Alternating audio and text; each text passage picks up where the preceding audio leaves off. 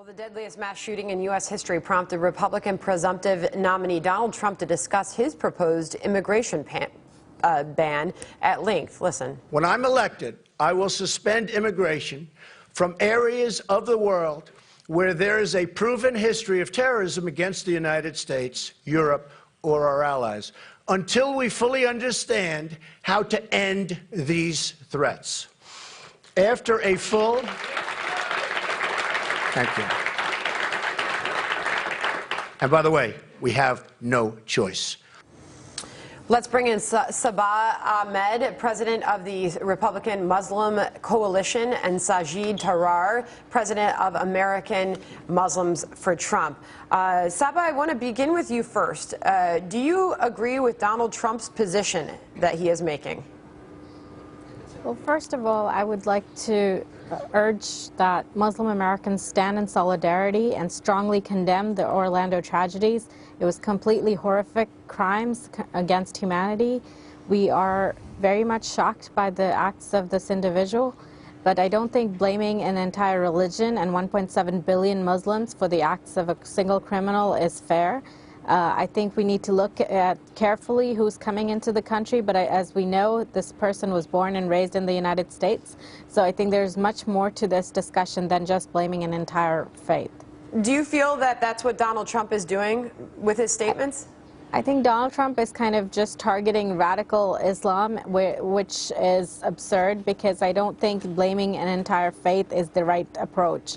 I think Donald Trump is very strong on national security, which is good, but we definitely need to be much more cautious about it not alienating all of the Muslim world. So Sajid, you take a completely different stance on this.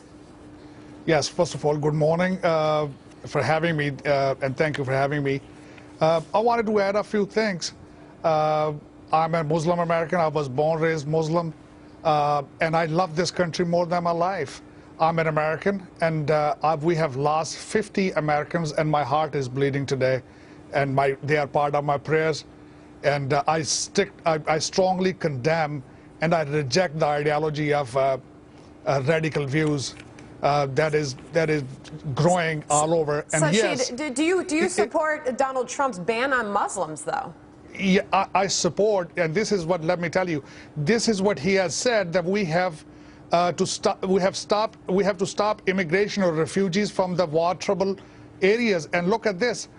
Today, this Orlando shooter, his father was immigrant, or not an immigrant, he was a refugee from Afghanistan.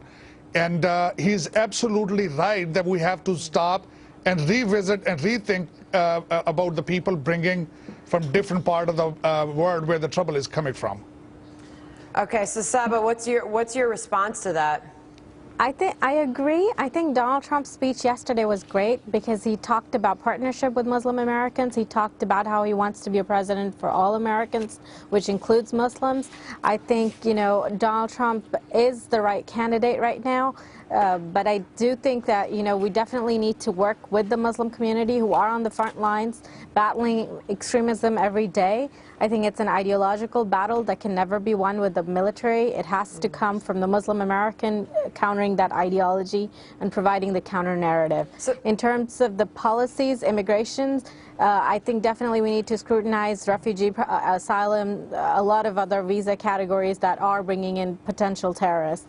We definitely need to be much more careful about who comes into this country, and every single person has to be scrutinized. Okay, and that's a difficult task, Sajid. So what role should American Muslims have in identifying citizens who have been radicalized or are in the process of becoming radicalized? We know many of them are doing this and are enabling themselves to recruit using social media and other forms. Here, frankly speaking, the parents of Orlando shooters, they have failed. And now it is our responsibility. The California shooter, he was homegrown. He was born, raised here in America. This gentleman in Orlando, he was born, raised here. I request the Islamic community and Muslim community to be more vigilant, to see where the trouble is coming from, especially parents. Those are the first people they come to know when the children are having issue. So they need to come up and report to to the either hospitals or to the authorities, to the police authorities. This is our responsibility, the safety of America. Okay. Sajid, I have a Dominic Tavella here. I have a client, Pakistani, Muslim, immigrated to this country over a decade ago, raised his children here. He's voted Republican every year he's had the ability to do so. He swore he would never vote Republican ever again after hearing Donald's remarks. Do you worry about this at all? Is this going to have an effect on the election? The reason, first of all, he's the first candidate. He's rewriting history and democracy. He has rejected all the political correctness, and he has brought this on the table. This is an issue. Look at what happened in France this morning. How are we going to deal with it if we don't identify? We have to look into the eye to this issue, and we have to come with a solution. Of course, we will make some mistakes, but this is part of the process. We have to go through it. We don't want this country to become another Europe. Yes, Donald Trump, he has explained that we will make sure that we stop the immigration happening from the troubled parts of the world. And that's the solution. We have to take steps. And now words are not enough. Now the time has come up. Is some strong actions needed. They are required. I definitely agree with Donald Trump. There is no other candidate they're just playing with it. We've got to leave it there. Saba and Sajid, thank you for joining us and giving your thoughts on all of this morning. Good to have you. Oh, thank you so much. Thank you.